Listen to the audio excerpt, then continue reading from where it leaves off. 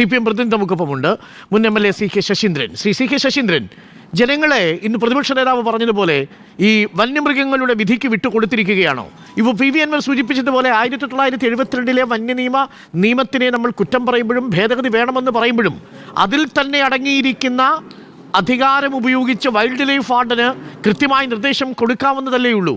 ഇനിയും എത്ര ജീവൻ എടുക്കണം എന്നതാണ് ചോദ്യം.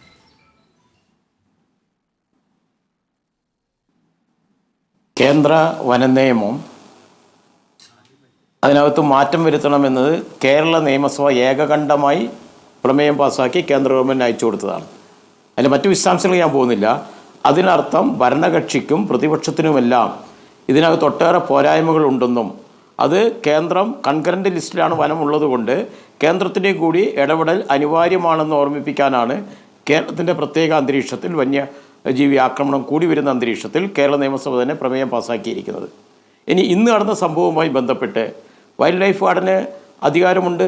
ആ അധികാരം ഉപയോഗിച്ചുകൊണ്ടാണ് അതിനെ വെടിവെച്ച് കൊല്ലാൻ ഉത്തരവിട്ടിരിക്കുന്നത്. അതിനൊട്ടേറെ ഗൈഡ് ലൈൻ വേറെയുണ്ട്. ഇത് ആക്ട് മാത്രമാണ്. അതിന് കമ്മിറ്റി ചേരണം, മറ്റു കാര്യങ്ങൾ വേണം, തൊട്ടേറെ കാര്യങ്ങളുണ്ട്. കേന്ദ്ര ഗവൺമെൻറ് കൃത്യമായിട്ടുള്ള ഇൻഫർമേഷൻ കൊടുക്കണം. ആ കാര്യങ്ങളൊക്കെ ഉണ്ട്. ഇന്നിപ്പോൾ രാധിയെ ആക്രമിച്ച് കൊലപ്പെടുത്തിയ നരഭോജിയായ കടുവയെ, എല്ലാ കടുവയും വെടിവെച്ച് കൊല്ലാനൊന്നും കഴിയില്ല, നരഭോജിയായ കടുവയെ വെടിവെച്ച് കൊല്ലാനുള്ള ഉത്തരവ് ഗവൺമെൻറ് മണിക്കൂറുകൾക്കുള്ളിൽ പുറപ്പെടുവിച്ചു നമുക്ക് കാണാൻ വേണ്ടി കഴിയും. അത് ഗവൺമെൻറ് ജാഗ്രതമായി ഇടപെട്ടുകൊണ്ടാണ്.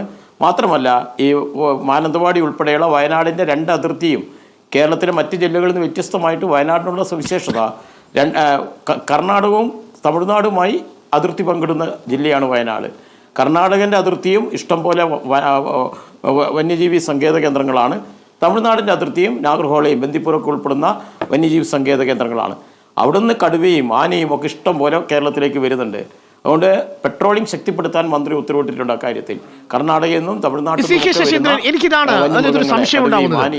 ഒരു മരണം നടക്കുമ്പോൾ പെട്ടെന്ന് വനം വകുപ്പ് മന്ത്രി അങ്ങ് ഉണരുന്നു, പെട്രോളിംഗ് നടത്താനായിട്ട് ഉത്തരവിടുന്നു, ഫെൻസിംഗ് ഉണ്ടോ എന്ന് ചോദിക്കുന്നു. ഇതെല്ലാം അറിയേണ്ടതല്ലേ? ഈ സൗരോർജ്ജ വേലി പലയിടത്തും ഇല്ല. ഇപ്പോൾ നമ്മുടെ മുമ്പിലിരിക്കുന്ന കോപ്പി തന്നെ പറയുന്നുണ്ടല്ലോ, അദ്ദേഹത്തിന് വീട്ടിന് പുറത്തേക്ക് ഇറങ്ങാൻ പറ്റുന്നില്ല. ആന വന്ന് നിന്ന് ചിഹ്നം വിളിക്കുകയാണ്. കടുവ വന്ന് അദ്ദേഹത്തിൻ്റെ കാപ്പിത്തോട്ടത്തിൽ നിന്ന് അദ്ദേഹത്തിൻ്റെ ഒരു സഹപ്രവർത്തകയെ കാട്ടിലേക്ക് എടുത്തുകൊണ്ട് പോയി 30% ഭക്ഷിച്ചിരിക്കുന്നു. അപ്പോൾ എൻ്റെ ഒരു സംശയം, ഇത്തരം കാര്യങ്ങളെക്കുറിച്ച് എങ്ങനെയാണ് ഇത് ലഘൂകരിക്കേണ്ടതെന്നതിനെക്കുറിച്ച് ഒരു ചർച്ചയും വനംവകുപ്പ് നടത്തുന്നില്ലേ? ഈ സൗരോർജ്ജ വേലിയും ഫെൻസിങ്ങും ട്രെഞ്ചിങ്ങും കോതമംഗലത്ത് കുട്ടമ്പുഴയിൽ എൽദോസ് മരണപ്പെട്ടപ്പോഴും ഇതേപോലെയാണ് മന്ത്രി പറഞ്ഞത്. അപ്പോൾ ഒരു മരണം നടക്കുന്ന സമയത്ത് 24 മണിക്കൂർ മാത്രം പ്രതികരണശേഷിയുള്ള ഒരാളായി നമ്മുടെ സംസ്ഥാനത്തെ വനംവകുപ്പ് മന്ത്രി മാറുകയാണോ? അങ്ങനെയൊന്നുമല്ല. വയനാട്ടിൻ്റെ അനുഭവം വെച്ച് ഞങ്ങൾ പറയാം. വയനാട്ടിലെ 3 മണ്ഡലത്തിലും കൽപ്പറ്റ, ബത്തേരി, മാനന്തവാടി 3 മണ്ഡലത്തിലും വന്യമൃഗശല്യം തടയുന്നതിന് വേണ്ടി ഞങ്ങൾ നിരന്തരമായി ആവശ്യപ്പെട്ടതിനനുസരിച്ച് ഒരു ജനകീയ കമ്മിറ്റി തന്നെ ഞങ്ങൾ രൂപീകരിച്ചിട്ടുണ്ട്. ഞാൻ ആ കമ്മിറ്റിയിൽ ഒരംഗമാണ്. MLA മാരുണ്ട്. എല്ലാവരും കൂടി ചേർന്നുള്ള ജനകീയ കമ്മിറ്റിയുണ്ട്. അവർ വയനാട്ടിലെ ഫോറസ്റ്റ് ഉദ്യോഗസ്ഥന്മാരോട് DFO മാരോടെല്ലാം ആവശ്യപ്പെട്ട് 3 മണ്ഡലത്തിലെയും വന്യമൃഗശല്യം തടയുന്നതിന് വേണ്ടിയിട്ടുള്ള ഒരു പദ്ധതി തയ്യാറാക്കി കേരളത്തിലെ ഗവൺമെൻറ് സമർപ്പിച്ചിട്ടുണ്ട്. ചില കാര്യങ്ങൾ നടക്കുന്നുണ്ട്. ഇപ്പോൾ മാനന്തവാടി മണ്ഡലത്തിൽ അവിടുത്തെ MLA മന്ത്രി കൂടിയാണ്. അദ്ദേഹം 2 കോടി രൂപയാണ് അദ്ദേഹത്തിൻ്റെ ഫണ്ടിൽ നിന്ന് വിവിധ പദ്ധതികളുടെ പേരൊന്നും ഞാനിവിടെ വായിക്കുന്നില്ല. എൻ്റെ അടുത്ത് എന്തെങ്കിലും മുന്നറിയിപ്പ് സംവിധാനം ഈ കോപ്പിയുടെ ഈ പ്രിയദർശിനി തോട്ടത്തിൽ ഉണ്ടായിരുന്നു? അങ്ങനെ ഉണ്ടായിരുന്നെങ്കിൽ രാധയ്ക്കൊരു മുന്നറിയിപ്പ് കൊടുക്കാൻ നമുക്ക് പറ്റിയേനെ. അവിടെ തണ്ടർബോൾട്ട് സംഘങ്ങൾ ആ പ്രദേശത്തുണ്ടായിരുന്നു. ഇങ്ങനൊരു കടുവയുടെ സാന്നിധ്യം ഫോറസ്റ്റ് ഡിപ്പാർട്ട്മെന്റ് എന്തുകൊണ്ട് അറിയാതെ പോയി?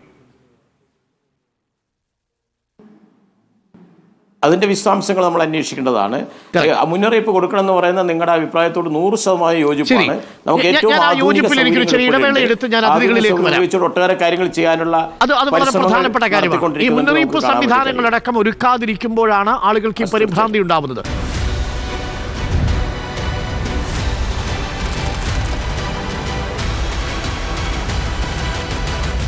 Debate with Dr. Arun Kumar.